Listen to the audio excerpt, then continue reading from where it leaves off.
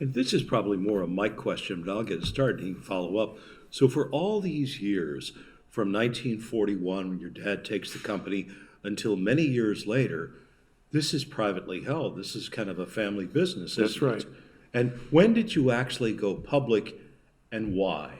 Okay, good question. We went public in 1987, which obviously was some 4 years after my father's death. The real reason, by this time in our business, we had been in it long enough that some of our people were starting to retire. And obviously, this could become a real problem of having enough money to buy these people's stock as they wanted to retire. So at that time, my reason for going public was so that we would have a price established on our stock, which they could accept or not accept. And I've never regretted that, although I can't tell you that I wouldn't like very much to be private again. That's such a fascinating story because most often companies go out and make these public offerings for the sake of entering new markets, developing new products, Right. capitalizing the company a different way. Did you ever talk to your father about this? Because you must have, during these later years in his career, talked about going public and getting this infusion of capital. Did you ever have the conversation No, with as a him? matter of fact, I think my father died thinking we were a private company. I don't believe he ever thought in terms of the fact that we would become public. I think I made that decision myself. He never had that kind of goal or that sort of No. desire. No.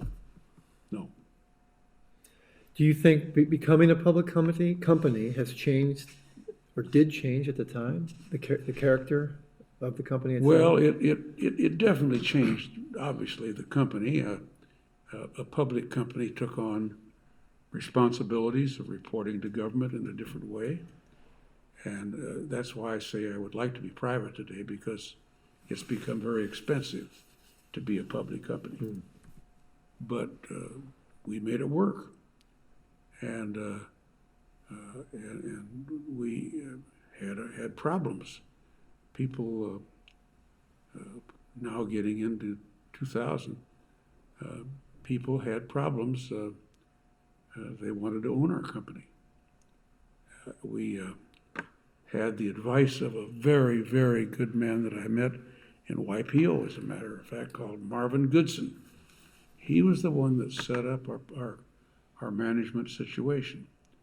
He was a very brilliant person, and he set up a matter by which we had a certain group of our people that owned a special type of stock, a preferred stock, and that preferred stock had to be convinced if we were ever going to sell the company. That was a very, very good thing to do, because as time went on, people would have bought our company for different prices, but they couldn't, because the preferred stockholders said no. And that is still our case. In our most recent case, when our stock actually went to 50 cents a share, obviously there were lots of people that would love to have bought our company at 50 cents a share. They never tried because our preferred stockholders would not let them. So that's part of the business of being smart and lasting a long time, is getting good advice and recognizing when you need world-class counselors, That's whether right. lawyers or accountants or whatever. Exactly.